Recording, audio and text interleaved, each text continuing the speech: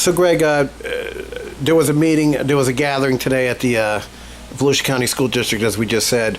Tell me what happened in this brief exchange.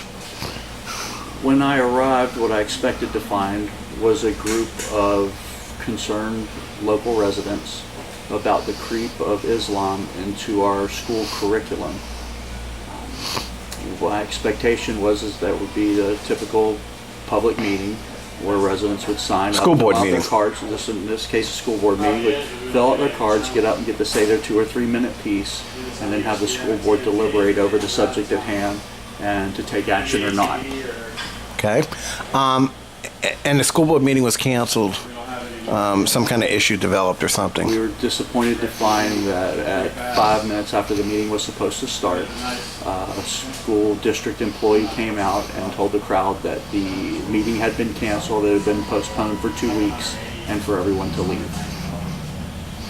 What I found out by calling a school board member was that allegedly a threat had been called in. Called in to this. All I heard was called in. She didn't elaborate. I asked her to elaborate, and she was unable to. What I was told by her is that school staff came in and ushered the school board out of the building and sent them away based on the threat. Let me ask you this. Why didn't they just have the Deland police come by? Usually when you have, I guess there was some Islamic representation at this gathering as well. There definitely was. There was a half a dozen folks that were there to speak on behalf of the positives of Islam. I spoke to a gentleman who identified himself as an imam from Kissimmee. Okay. So obviously there was an organized effort of Christians and Muslims to come to this. You would think the school district might have arranged something with the Deland police or the sheriff's office or something. I was disappointed to find that the school district chose to step back and not address the issue head on. It's political. Can't say. Okay. Let's talk about the book. Okay. It's World History, Florida, Prentice Hall. Prentice Hall, obviously the name brand publisher. What is the main opposition? What in this book is offensive to you? What is it about this book? I mean, it's very colorful. It's got nice graphics. It's got historical perspectives. A lot of chapters, over 1,000 pages. What is it about this book that you find? As far as bindings, color, layout, grammar, it was a flawless book. The issue is not the quality of the writing. The issue is the degree to which it's the school system's place to educate our children about religion. Now, whether the Constitution and our laws, where they define the separation of church and state, is up for much debate, but the expectation, I think, amongst the community is that there is a reasonable expectation of separation of church and state. You have to balance that with the school's responsibility to prepare the kids to go out in the world and be aware of the different cultures and backgrounds and religions that they may have to interact with and work with to succeed. Now, when it gets down to brass tacks, just one fellow's opinion is that's a school's responsibility to make the children aware of the different religions that are out there, to give them a brief overview of all of them, to expand their worldview, but to focus on none, and certainly not go into great detail. They're not there to, this is not a religious school. Volusia County is a public school.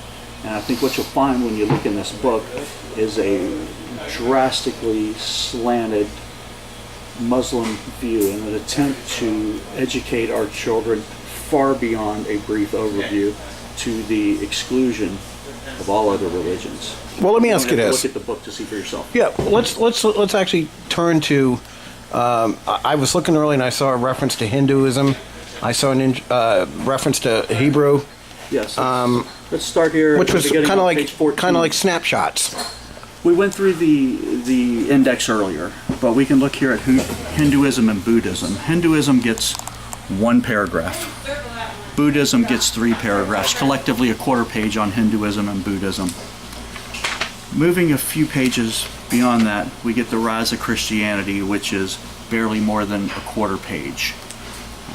Well, you've got, that's the historical perspective, and then this is the religious aspects of it. Yeah, this is a history book, and history and religion are intertwined, But through most of the book, there's an emphasis on history and very, very small references to religion, as if anybody who looks at this book in detail. And just by looking at these few pages, very little on Hinduism and Buddhist and on Christians. We get a little farther back and you'll see on page 69, we get into the Crusades. Or the Holy Roman Empire. That's historical. Correct. But it's a lot about the Romans and very little about the Holy. So it's not a scripture, church-oriented. No. It's more of a... No, it's not teaching you time. about... Right. It's not going into the values and the morals, underpinnings of Christianity. It's a discussion about the struggle of power between the kings and the emperors and the church. Now we do get into the Crusades. Important chapter in the world's Very history. Historically important section of history, of which they give 1 page, 2 pages, a map, and 3 pages too. And here you have, like I said, a snapshot in Jerusalem. A snapshot of Jerusalem. Half a page. About your only mention you will see about the Jewish faith, and they're in context with many others. No standalone section talking about the Jewish faith whatsoever.